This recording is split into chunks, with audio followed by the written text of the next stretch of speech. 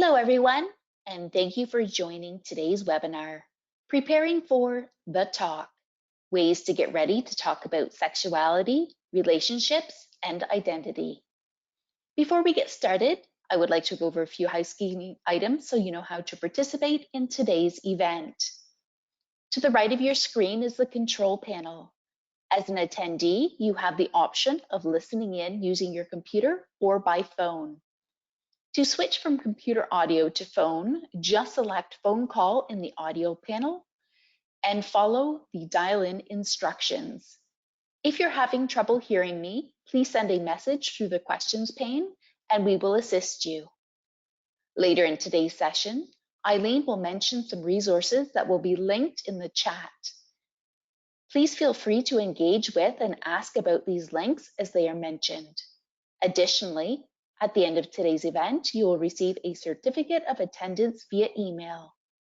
Since your mic is muted by default, you can submit questions to our presenter by typing them into the questions pane at any time. We will hold off on answering any questions until the end of the presentation. Since most of you are now here, let's get started. To those of you who have just joined us, good afternoon and welcome to today's webinar, Preparing for the Talk, Ways to Get Ready to Talk About Sexuality, Relationships, and Identity. My name is Clara and I am the host for today's event. It's great to have you all here today. I have the distinct pleasure of introducing today's speaker, Eileen Crean. Dr. Eileen Crean is a licensed clinical psychologist specializing in autism and neurodivergence in adolescence and adulthood. Her research lab at Tufts University focuses on improving access to care using methods developed in collaboration with autistic individuals. In her clinical practice, Pegasus Consulting, Dr. Crean conducts assessments with adults and works with organizations to improve accessibility and understanding of autism across the lifespan. So without further ado, I'll now turn it over to Eileen Crean. Go ahead and take it away. Thank you so much, Claire. I appreciate it. Hello, everyone. It's nice to see everybody, as it were. And I'm really excited to be here to talk to you about the talk. This is one of my favorite topics to share with families, in part because I think we don't talk about it enough, and I think people have a lot of questions, and it can feel sort of isolating. So I'm thrilled that you're here today to make a plan a little bit. All right, so let's get started. So I'm going to start off with just a brief overview of sort of a worst case and best case scenario. So let's say an event happens, right? This is really broad, but let's say it's something related to sexuality. So maybe someone pulled down their pants on the bus, or they're masturbating at school, something like that, right? There's a big, strong reaction, right? Parents get called, especially if it happens in a school setting or a work setting. I might get called, right? The team brings in somebody else. And so what we get is this association of sexual behavior and a negative reaction, right? That brings about feelings of shame, right? If you're like, oh, something related to sexuality happened and now everyone is upset, there's a decreased chance of sharing or asking questions next time. And this is something both that I see a lot clinically, but also that's been shown in the literature a number of times, that when we research this, associating shame and sexuality is not a big jump for many people, okay? So we don't like this, right? This is a thumbs down. This is not an ideal outcome, right? Because we want people to be asking questions or sharing information about sexuality so we can give them the best information possible, right? So here's a new scenario for you to imagine, all right? What if we had positive, proactive, frequent conversations about sexuality, right? Then the event is still going to happen, right? I like to make the point that just because we talk a lot about sexuality and make good plans, right? Sexual behaviors, even if they're unexpected, positive ones, negative ones, are still going to happen. But now that door for communication is already open. right? We are ready to sort of run through that door and talk about what's going on. There are resources that maybe, if they're not already in hand, people know where to find them. So people feel supported, both the individual, who's engaging in the sexual behavior and the people supporting that person, right? And so then we all get to go home with increased knowledge and more pro-social behaviors. So obviously this is a bit of a sunny version of how things can go, but generally speaking, I would give that a thumbs up, right? We want to be having these conversations ahead of time so that we're best prepared first to encourage best positive outcomes and also to avoid negative and or dangerous ones, right? Um, so here we are. You made it here to this webinar, right? I'm not sure where you're all situated. I am up here in Boston, Massachusetts, although today it's 85 degrees, so it doesn't really feel like a very Boston day. But you made time in your schedule to come learn about this and think about this. So I would imagine, you're at all different points in your journey with this, right? Maybe you're just starting to think about sexuality and relationships. You've been meaning to get to it. Maybe you've already started having conversations, with your kids or with your students, and you're like, what are some new tools I could infuse in here? So first I would say, well done, right? You're here. So on some level, the importance of this topic is not lost on you. And you hopefully have a little bit of sense of some of the great reasons to talk about sexuality, right? We know talking about sexuality in relationships does good things for satisfaction in relationships. It serves a protective role against abuse. It's actually one of the only evidence-based tools we have in helping to reduce the risk of abuse, especially for individuals with developmental disabilities. Later age of first pregnancy is associated with early access to sex education. But so what keeps this from happening, right? We know that autistic individuals in particular receive less sex ed, or that it's less accessible when it is offered. And we're hearing from autistic adults that, hey, like, I would like to have had more resources on this, more support to help me have access to this information, sort of operate my body in the way that I need to on a day-to-day basis. So other people have asked this question before, why isn't this going as smoothly as we would like to? And there's two big barriers, and we're going to focus a little bit on the barriers today, but then we're going to spend more time talking about making a plan, right? I run optimistic by nature, and so I try to frame it that way, and hope that you can walk away with some sort of concrete tools to try. So the two big barriers, knowledge and comfort. Okay. What we know about sexuality is a really big predictor in how we talk about sexuality, and what we feel comfortable talking about also intersects with that, which I think is not a far jump to make. Sorry, I just need to break in for half a second. Oh, I think yes. we're hearing your earring through your microphone. It's tapping a little bit while you're Oh, I'm speaking. so sorry. Sorry, a few people have mentioned it. Sorry. That's distracting. No, that's fine. Let me mitigate that. Is that any better? Perfect, thank you. Okay, yes. My enthusiastic movement style comes back to bite me. Okay, thank you for letting me know. Um, so let's talk about knowledge. Speaking of knowledge, right? So first, when we think about sexuality and relationship education, we are talking about a whole bunch of different pieces of information, right?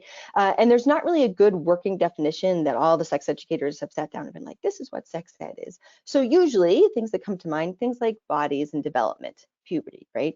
Oftentimes things like sexually transmitted infections, contraception, sometimes topics like boundaries.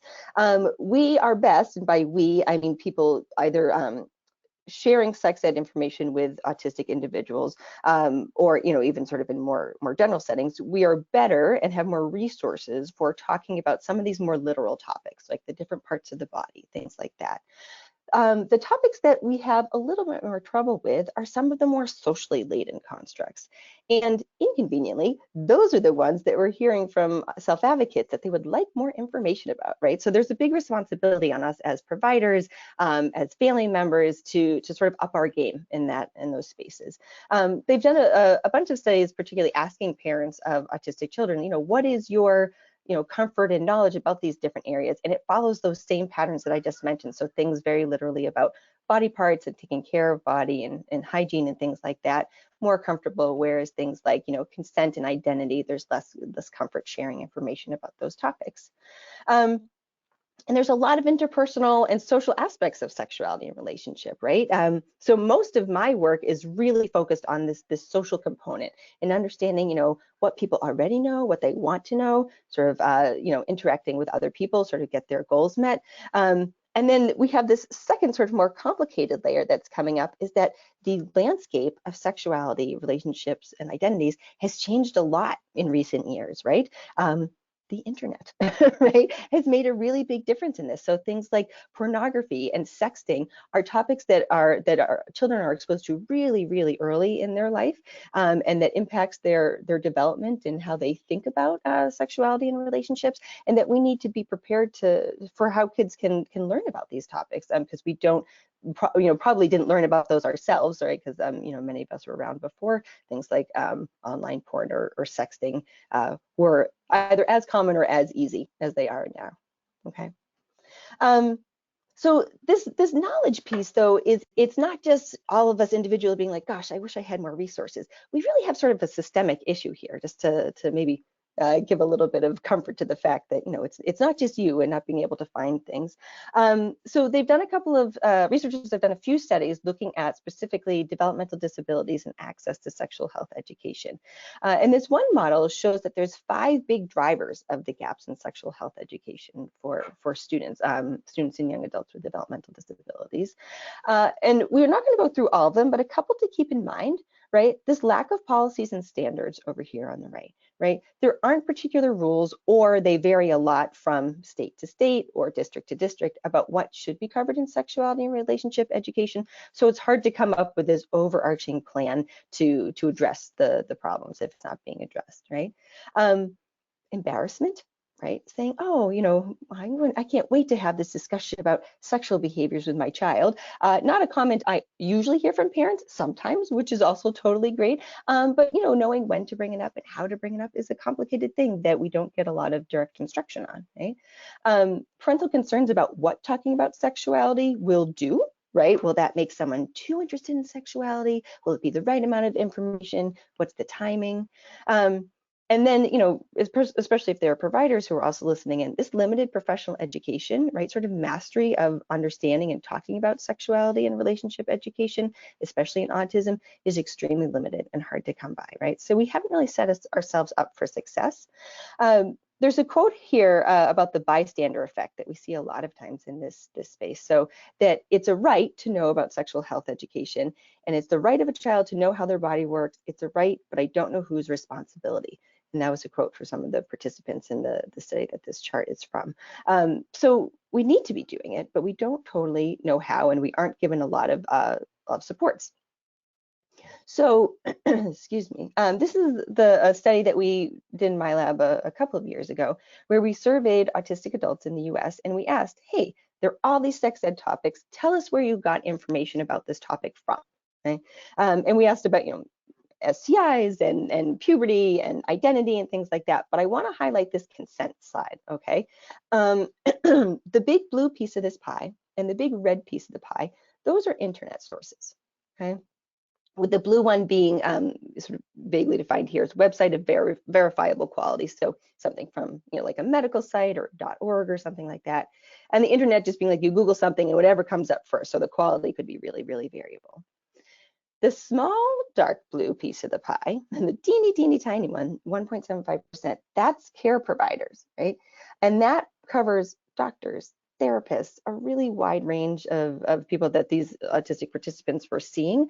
And something like consent, that concerns me that people are learning about that topic online, right? And we saw similar numbers for our non-autistic group, that the internet was preferred, which I don't think is something we're going to put back in the box, but I think it highlights that, gosh, we're not the default as providers, right? Parents are doing a little bit better; they're up above 5%, but for the most part, consent, which is a skill that we can start learning about really early in life as part of our social development, is something where the internet is the go-to, right? So we've got some opportunity for growth, right? I'll put it that way.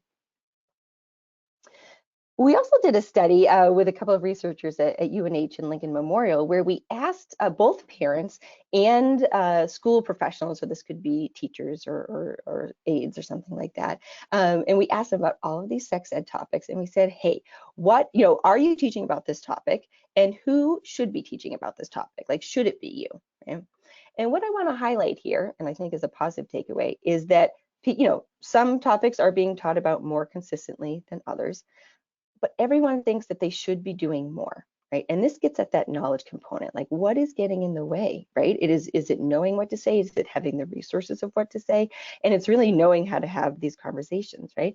And this was particularly for young adults with developmental disabilities, right? And so for many of the topics, you'll see the rates, the dark line on the left is what parents said they are teaching, and the dotted line being what they should teach. These should teach lines are fairly high. For most topics, it's above, or for all topics, it's above 80%. So parents are like, yes, I want and need to have a big role in this, but the rate at which they are teaching it is a little bit lower. And then whose responsibility is from the school perspective, varied a little bit of obviously, but things like, anatomy, the teachers were pretty clear on like, yes, that should be us, and we're doing a fairly decent job at it. But you see some topics here like sexual orientation, STIs is a big one where parents didn't feel like they were doing as much as they wanted to be doing. The gaps between what's happening and they want to have happen is really, really big. So, we do some programming directed toward autistic adults and teens in my lab where we talk about sexuality and relationships. But more and more, I think programming that's designed to support parents and providers and educators is really going to make more progress. Is what I'm hoping, right? If we could do both, I think that would be best case scenario. All right, so let's talk a little bit about comfort, right? So we've established there's a bit of a knowledge gap, right? We're gonna work on that. So let's switch gears. Comfort, like how we feel talking about these different topics related to sexuality and relationships, right?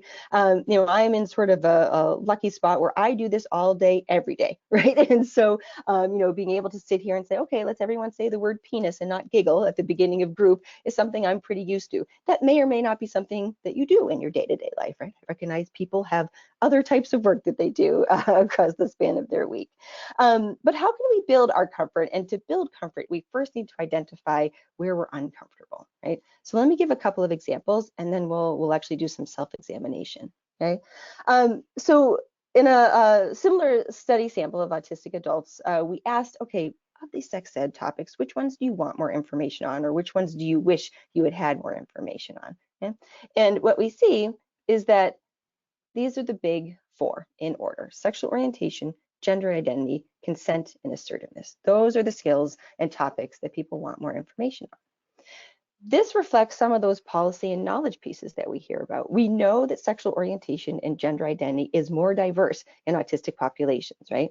We also know that in the US especially, over 85%, and the sort of most recent data that I've seen, of our sex ed programs don't talk about sexual orientation and gender identity, or they only focus on heterosexual relationships or something like that. So by the time people are adults and maybe not getting school-based sex ed, they don't have a good place or sort of resource to get the information that they need, right? Consent and assertiveness, as I'm sure might feel similar to some listeners, is concerning, right? Consent and assertiveness are such huge topics. We know that rates of sexual abuse, particularly in autism, are higher than for non-autistic groups. That's not great, okay? And not that teaching about consent and assertiveness is going to solve that, but to give people a sense of like if there's a level of risk that they feel sort of empowered to be assertive and to navigate consent situations, to me is a really high priority, right? And again, one of those topics we don't get a lot of training on and preparation on. So building comfort and talking about these things and when consent happens and when consent doesn't happen, especially because it can be such a nuanced topic, is something where we need a lot more resources, and we're hearing that from self-advocates. So I think it's a good space for us to be listening. Okay? So how can we build comfort in talking about relationships? So this is an example from a group I've run recently where we essentially do like a sorting task, right? And so sometimes you can do pictures on these. This is one, I print this and cut it out. And we talk about what are your goals in a romantic relationship, right? And for older kids versus younger kids, you would change the topics and things like that. But there's some really important work that Tony Atwood has done about, talking to autistic teens in particular about their goals, right? And so to start practicing those skills of assertiveness and autonomy and sort of decision making around romantic relationships, right? This can also be a good way at home if you're not sure how to start this conversation. It can be sort of a lower barrier to entry type of activity, right? You could also do it for other people or characters that you see on TV, right? So let's say we say, okay, who's someone if you want to get married someday or you want to be dating someday, it's important to you that the person is funny, or maybe it's important to you that the person likes to stay in, right? Or it's important to you that they go out and do a bunch of things. So what are some of the characteristics and attributes of people? And then you can, share a little bit about your own experience or the experience of people that you know, and build some of those sort of peer and family-based conversations, okay? And this can be, I think, a fun one, and you can be a little bit silly with it if you want to, like, oh, I really, I will only date a Star Wars fan, right? Something like that, where there you could go in any direction, right? You'll know your family member best, and so this can be one good way to start, sort of build that comfort without directly being like, when we're in a relationship, this is what we need to be doing, right? Which might feel a little bit more formal than you might want. Uh, all right, so let's talk a little bit about making a plan. Okay.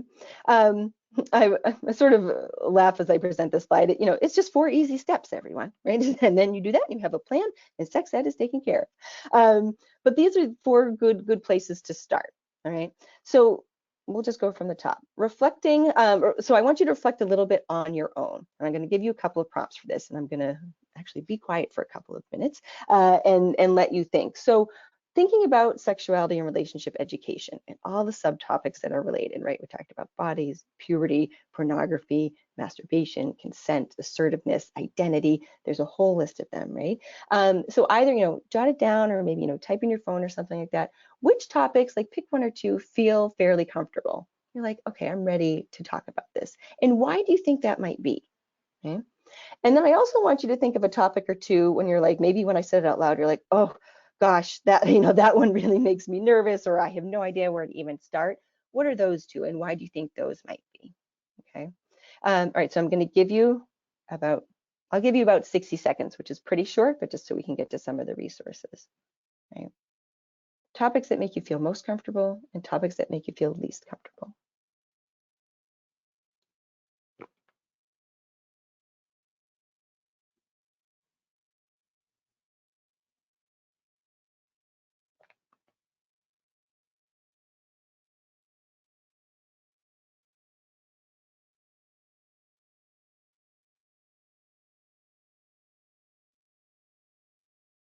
Okay, you're about halfway through your minute, so try to generate a couple of things that might feel least comfortable if you're not there yet.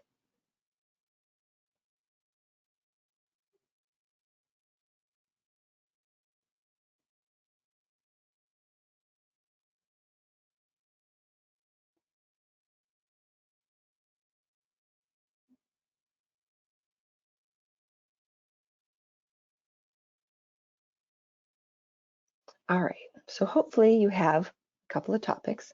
And if we were live and in person, I'd make you turn to a buddy, one of those professors that makes you turn and talk to, talk to a friend, for better or for worse, because usually there are some good trends, right? That people have topics that make them uncomfortable, that are similar or feel comfortable. And you might also find someone whose topic that makes them really uncomfortable, that's your strength, and then you can sort of help each other brainstorm.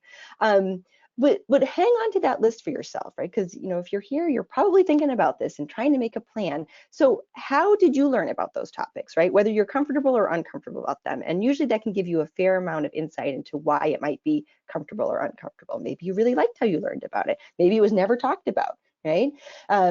I have a very Irish Catholic Nana who, has passed away, but I think if she knew this was my day-to-day job, talking about sexuality on the internet, I cannot imagine she would be thrilled, right? Okay.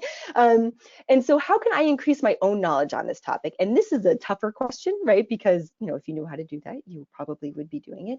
But I'll mention some resources as we move through today that you can try. But identifying a particular topic instead of just thinking about sexuality and relationship education broadly, which is a huge topic, is the starting point, is a good stepping off point. So that's why I want us to start there. Right? The second thing that I want you to think about is you as a facilitator. Right? A little throwback with the Peanuts characters here about the trombone with the plunger going wah, wah, wah when sex ed comes up, right? The most common question I get asked in these trainings is, how do I talk about these things? Like, what type of language should I use? Should I be using the names of, let's say, anatomical body parts, or should I be using slang that my child might hear at school? right? And these are a lot of things I think can be really good to decide how you want to present this information, right? There have been some really interesting studies on the role of humor in teaching sexuality and relationship education, right? Of course, it's a big, serious, lifelong topic, right? I think no one's denying that. But if you can make it through a conversation about sexuality with an adolescent or a younger kid, autistic or not, that's not even the point of this, without something funny happening, please call me, okay? Because the stuff that comes up is just, it can be really, really funny. And so my approach has always been, let's start off with that understanding, like, this might be embarrassing, right? We might say some things that you haven't said out loud before, right? That sets a stage for comfort, that it's okay to A, make a mistake, and B, bring up something that you haven't been able to bring up in other spaces, but that you might really need information about, right? I 150% of the time would rather a student say something uncomfortable to me than to ask somebody else who might give them bad information, might be putting them in a dangerous situation, right? I want to be that person, right? Now, that being said, not everybody uses humor, right? You also don't have to do that. But there's been some interesting research on how that's sort of an accessible tool for some teens in particular, okay? I've had some families in the past where they're saying, you know what, having a conversation out loud about this is just not something I can ever picture myself doing. In 2 slides, we'll talk about how we can get other people to help us. But also I had one really creative mom who used a notebook. And so, she wrote a little bit in it and sort of would slip it under her son's door. And if he had questions, he would put it in there. And that was how they communicated back and forth for a long time about questions relating to sexuality, which was beautiful, right? She said, it saved me that moment of hearing the question and feeling panicked. And that was a tool that she had used in other realms with her son. So, if that's something you think your child might be interested in, or like a Word doc or something like that, that can be another way to do it, to avoid some of the face-to-face, but still encouraging the conversation. Right? All right, so taking the time to reflect on your own is a really important first step of this. And I know, like, clinical psychologists, we love self-reflection, but you have to figure out your own strengths and weaknesses now when it comes to making a plan for sex ed. So really important, don't skip that step, okay? Let's talk about identifying your resources. So there's 2 types of resources here that I'm talking about. One is your team. Okay, and I mean that sort of a loose sense, like it can be your, educational team or a health team or something like that. But I really mean the key players in your life, right, or your child's life, who can help with this, right? A big issue that we see, right, that bystander effect, this dispersion of responsibility for sex ed for autistic teens, is that everyone thinks everyone else is doing it. Okay, and other people are not talking about it. So then kids are left without that information. Okay? And so I provide a really brief list up here at the top, like just some sex ed topics, and I've shared the handouts in the link. You can download these for free on my site. You could also remake it. It's not that fancy a form.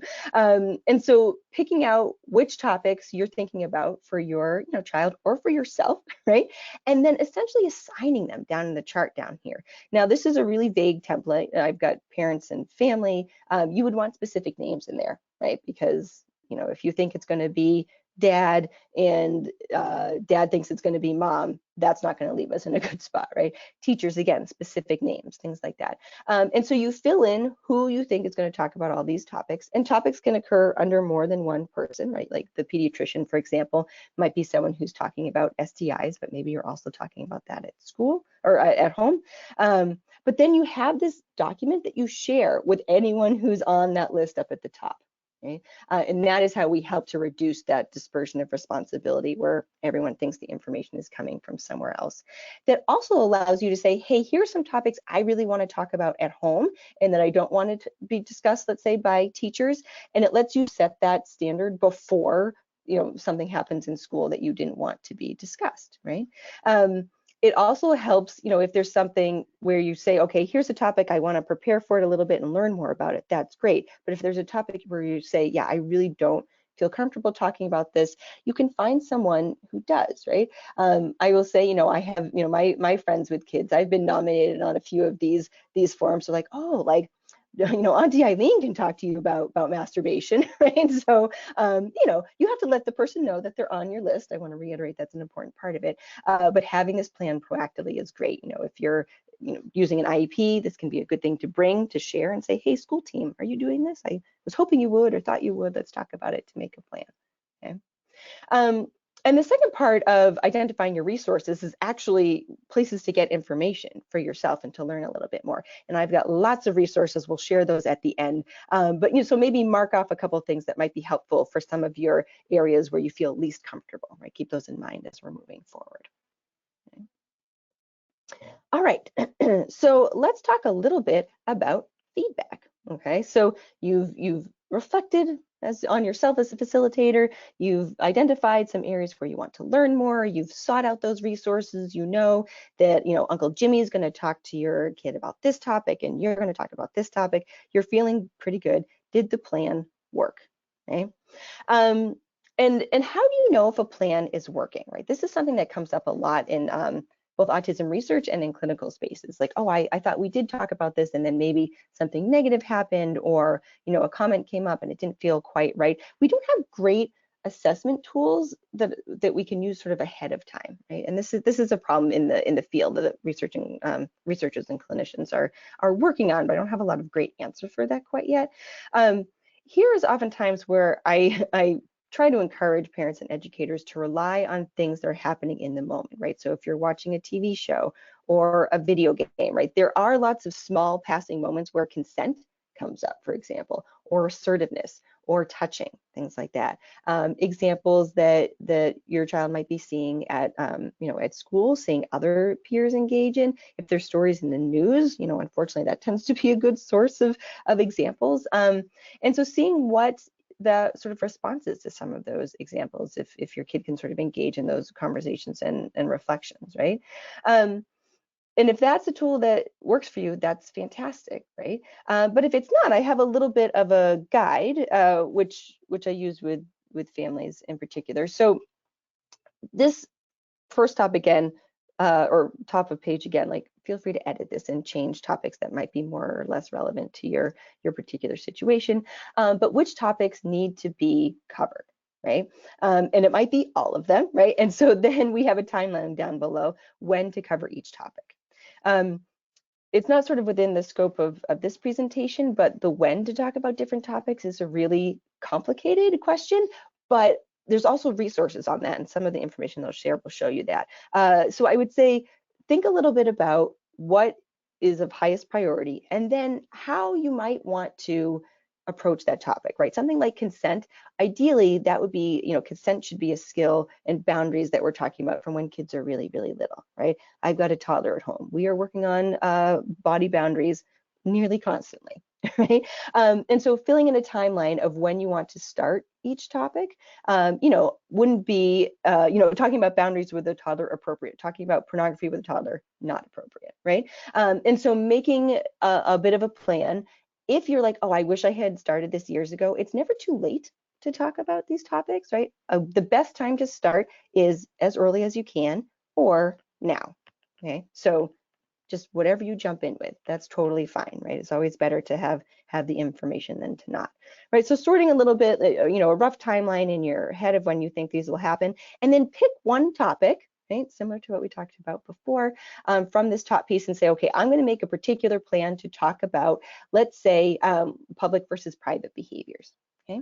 So you're going to come over, you're going to jot this on the top of this form, and then you're really going to break down the learning profile and interests of your child or your student to make a really specific plan, right? The details here will be really helpful. I would love to see something like this included in IEPs. If you are living in Massachusetts and have an IEP for autism, we're actually trying to look for some of this information, so would love to hear from you. But so far, not a ton of templates to build on. So what are some communication strengths for this particular topic? So let's say private versus public. Let's say your kid is really private, right? That at some point you had a conversation about keeping clothes on, and so that is true all of the time, and deviating from that, like, in front of a parent or a sibling, can be really upsetting, right? How might a sensory profile impact this topic, right? So maybe having somebody too close, right, in someone's personal space would be really upsetting. So how can you talk about, okay, that indicator that someone is too close might also be a good time, not to do a private behavior or something like that. And up in the top right, we've got generalization efforts. So how often do you want to review this information? What sort of teaching tools down below are you going to be using? Are you just going to describe what's happening? Are there videos you're going to use? Are there going to be picture schedules?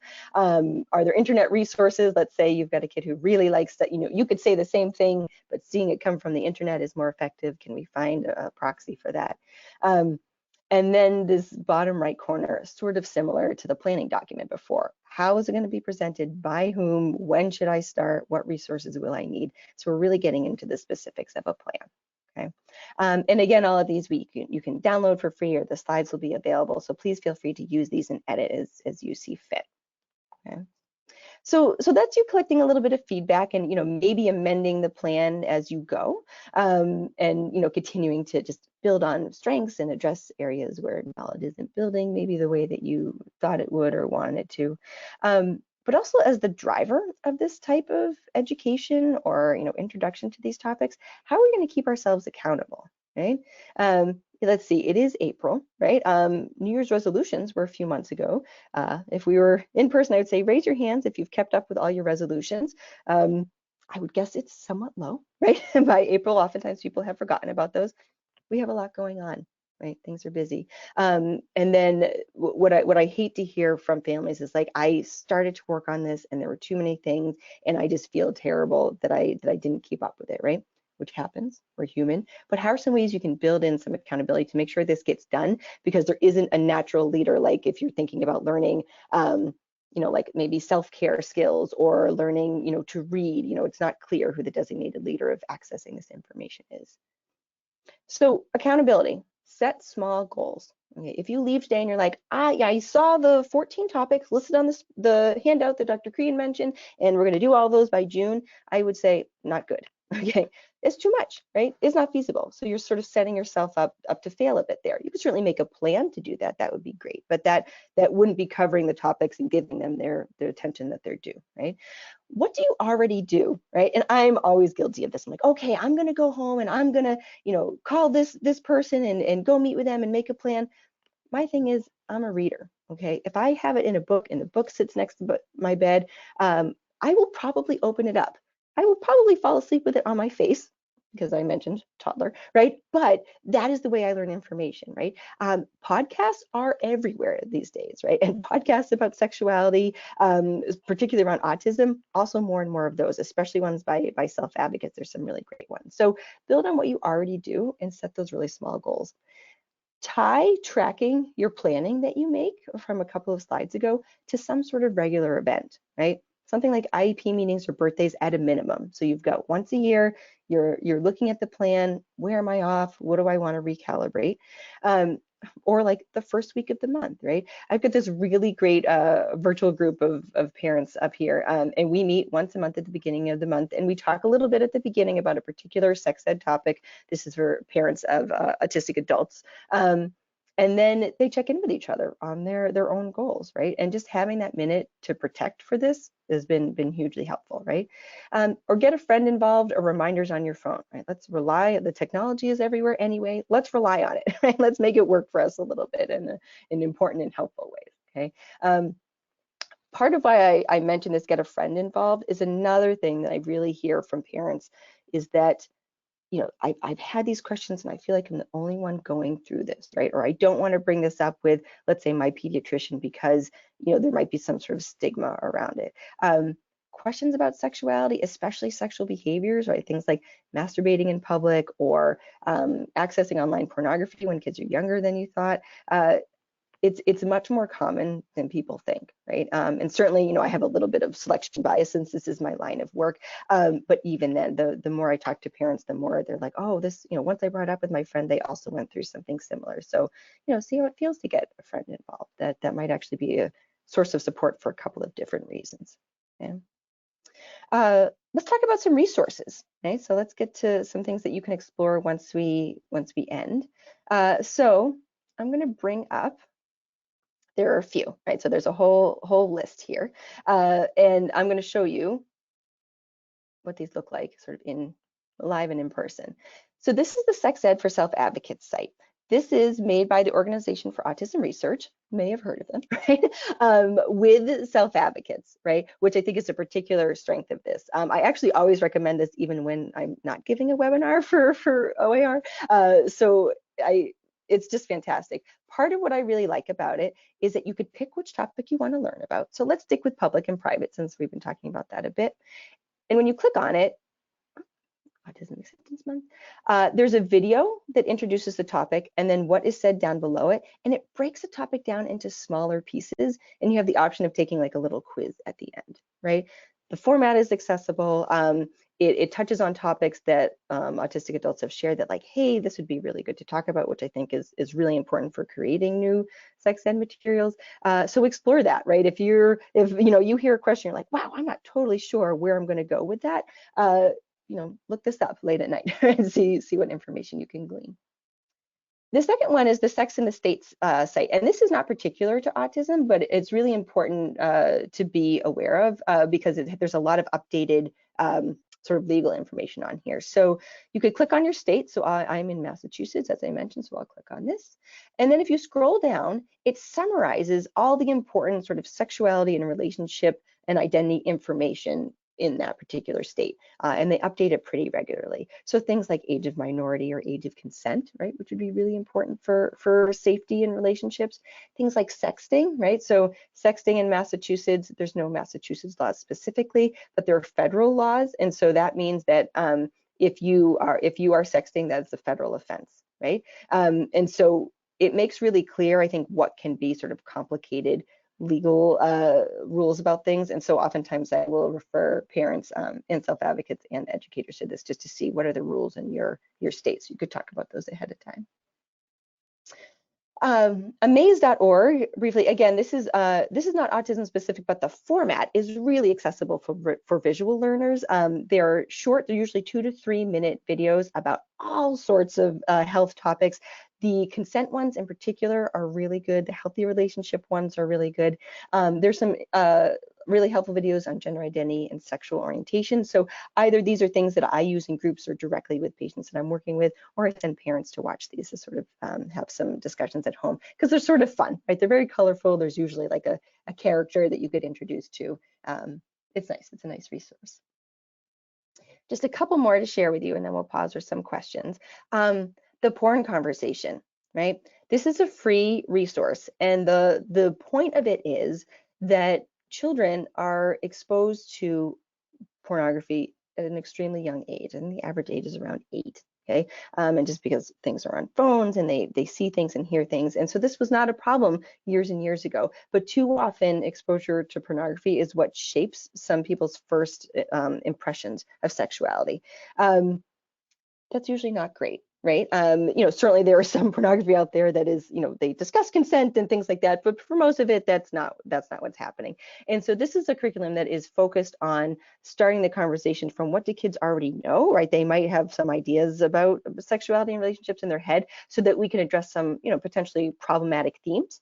And so let's say if, as a family member, there are downloads for different age ranges, and those are free. So you pop in your email address and get sent to you. It's really fantastic. So, and now English, Spanish, French, and German, right? And then 2 last things. So my lab website, we maintain a sex ed resource list, and all of these are live links. The first one being the OAR materials. And we're continually updating these. So materials to consult, books to read. I just mentioned, a couple of the like being a reader, some resources or groups that might be good to check in with, some television shows, some of the work that we've done is cited down below. And so feel free to use this, share this, whatever you want to do with that. These are all, we just compiled these, we haven't created these plans. And then the last one is when I was talking about the resources and the handouts on my clinical page. These are all free. So you just click download or create a team chart or the self-reflection activity, and it will pop up and you can print this at home and do whatever self-reflection you would like to do with that. So those are all there, and they'll be posted with the slides, so you can keep coming back to these resources as you need them, and sort of find them useful, hopefully. Uh, so let me switch back for a second to my slides here. Um, Two current resources, actually. We are currently running a virtual sex ed program. There's an evidence-based sex ed curriculum that's specifically for autistic teens. It was developed in the Netherlands, and we are seeing how it works as a virtual group, and how it works in a US context. So if you have an autistic teen between the ages of 13 and 17, we're going to start a new group actually in a few weeks, so this would be a good time to reach out. And we're also trying to understand a little bit more about how young autistic children think about gender, right? So we're doing little interviews and virtual tasks where we have different toys that, stereotypically toys that girls play with or boys play with, and which toys would you like to play with? And so that's something we're just getting started, which has been a lot of fun so far. Both of these, people are paid to participate, and we can hopefully do a little bit of forward motion when we're thinking about sexuality and relationship education. And the last thing, and just because purely we haven't gotten this up on the website yet, so I wanted to make sure that you had it. I've done a couple of trainings recently specifically on gender identity and sexual orientation and autism. And there's a great reading list that we have here that is about those topics, and they range from books written by self-advocates for self-advocates to some slightly more scientific ones. There's another book that I've been spending some time reading recently that's by self-advocates. It's called the Autism Relationships Workbook. Get this here. So that's by a self-advocate by Joe Beal and Faith Harper. So there's lots of good stuff out there. And I listed the Amazon link so you can get a description, but support your local bookstores if you can. All right, so I'll leave you with this. So we have a few minutes for questions. But I want to really thank, we have a community advisory board that we work closely with on all the research studies that we run in our lab and the methods that we use. And they're really fantastic about, just helping us move the needle on some of these important topics. And then I work with a great research team of graduate and undergraduate students here at Tufts. If you're interested in studies, all of our studies are paid, and most of them are still virtual. I don't need to tell you why. And then that's the direct link to the resource page. And then my practice information that has more sort of adult focused and sexuality related topics. So both of those, feel free to visit as you need.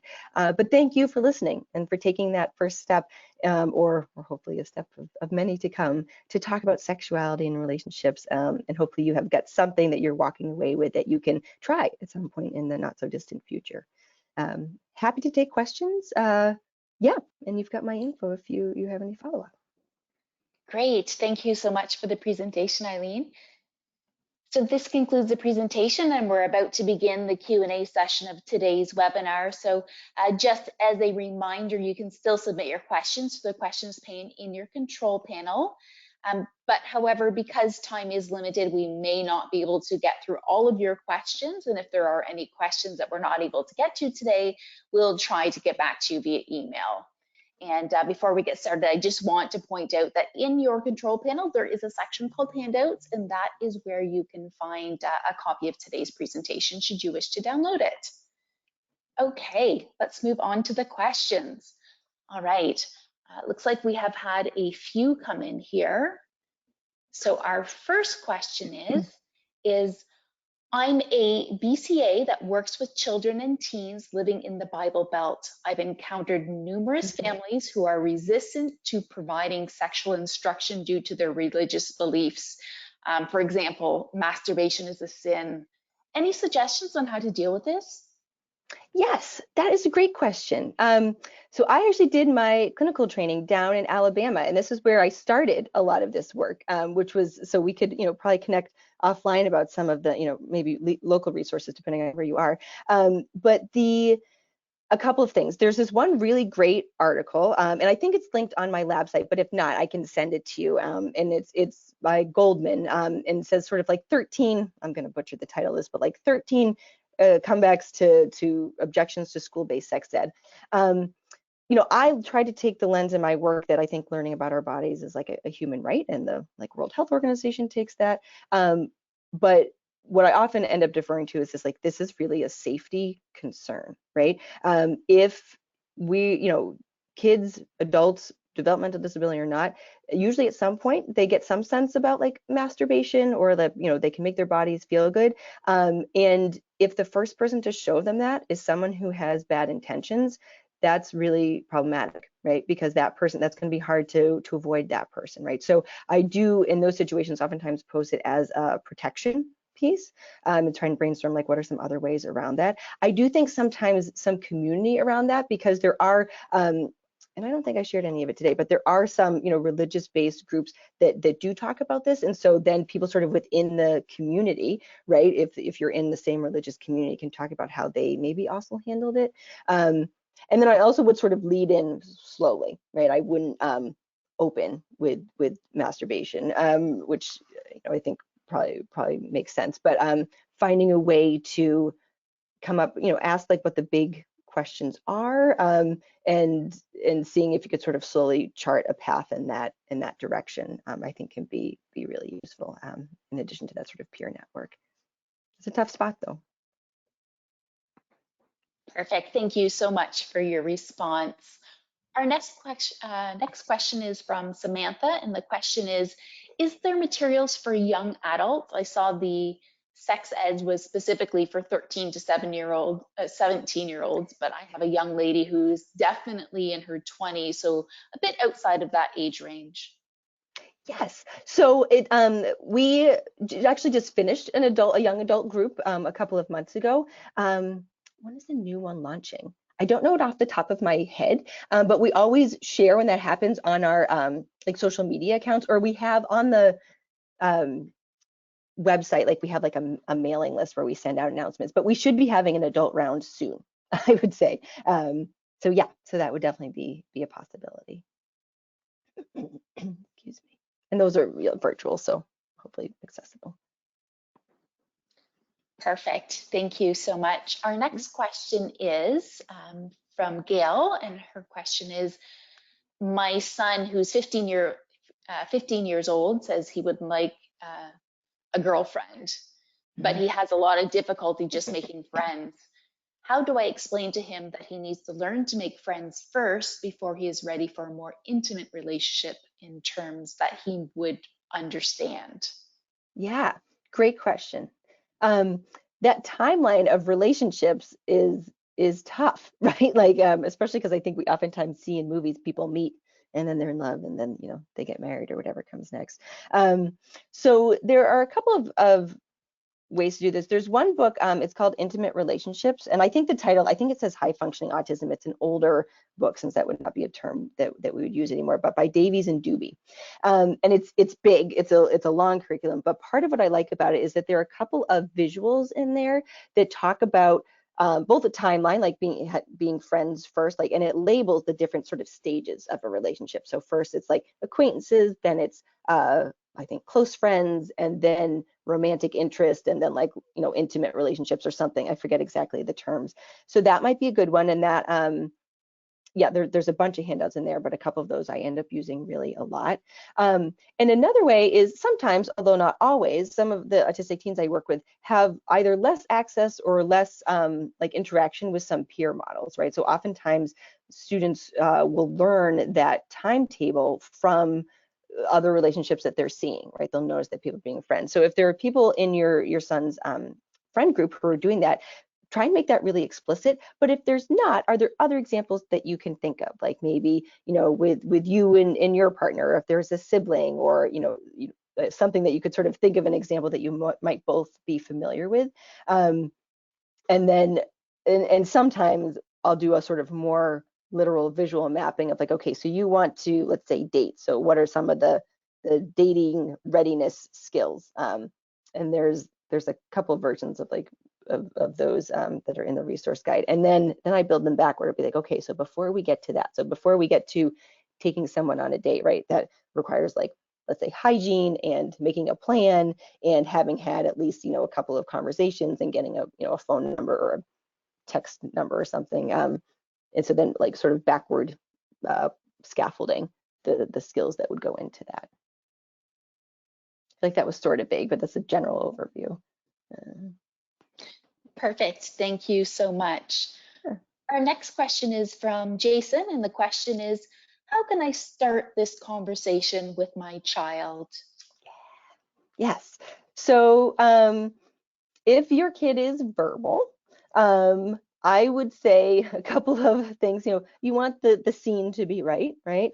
So nowhere where there might be, friends around. You don't want to increase the chances of them being like, oh, gross, you're embarrassing me in front of everyone, right? So minimizing the chances for that. I think a really good place to start can be, what do you know? Right? What have you heard? Or like, oh, did you hear about, this thing? We saw that, cousin Katie brought a boyfriend. What do you think of that? Right? So I think starting from what they know and building from that can be a really good place to start. I feel like, not to be a broken record, I rely a lot on media, right? If there's a relationship that you're seeing and sort of pausing and be like, hey, like, what is this? What is going on? Sometimes sitting side to side can be good. Sometimes a book, right? That's also a good place to start. Let's both read this and or listen to it or something like that. So having an external source. Yeah. Uh, and I think starting there just to get a sense of interest and motivation can help you plan for next steps. Okay? Um, if you can, I think a lot of time in not just in the I think autism clinical world, although I guess I wouldn't necessarily know, but I think generally when we talk about sexuality, because there's an important emphasis right on safety, we also think about it sometimes in like a heavy way, which it is, but are there ways you could like make it fun, right? So like, let's say you're like, okay, in my mind, I think it was Jason who sent the question, like, I want to have this conversation a couple times, like we really need to figure out private versus public. Like that's a thing that like, I really want to focus on. So, what my commitment is going to be, we're going to talk about it like once a month, but like, and that's the time maybe we get pizza, right? Or we get, some special thing that marks that time and sort of celebrate it a little bit, and add as much positivity to the moment as possible. And then allowing for breaks and checkouts, right? Because can be tough to chat about. Perfect. Thank you so much. I think we have time for one final question, and that question is from Lee. Hello, Lee. And he says, I'm an undergraduate student in my final year, hoping to eventually become an inclusive sex educator or sex therapist. Do you have Great. any resources or recommendations for going about this, networking or connection wise? Yes, that is a great question. So it is not autism specific, but the College Autism Network is a space where a lot of like neurodiversity affirming professionals that are focused on sort of older not older students, but like not school age. And they've got a lot of resources and professionals that sort of have overlapping interests. Um, they're I think there's not a ton of papers on sexuality and sort of accessibility. So anyone on any of those papers would be good. I would say send me an email, right? Because if you're getting ready to graduate, it's also um, can be a tough space for funding. So sometimes jobs can be difficult to come by in like research space, but there's certainly like nonprofits and things that focus on this work. And congrats on picking a great career direction. You'll have a lot of fun. Great. Thank you so much for your response. So, thank you, Eileen, and thank you, everyone, for joining Thank us you. today. If you found today's event helpful, we encourage you to register for OAR's next webinar event, Getting and Giving Consent for People with Autism, which is on April 20th at 1 p.m. Eastern Time. Once you close out of today's event, you will receive an exit survey. We would appreciate it if you would complete that and provide your feedback. Everyone will receive a follow-up email with a link to today's video recording and materials within the week. So on behalf of the Organization for Autism Research, thank you for joining us and have a great rest of your day. Thanks, everyone.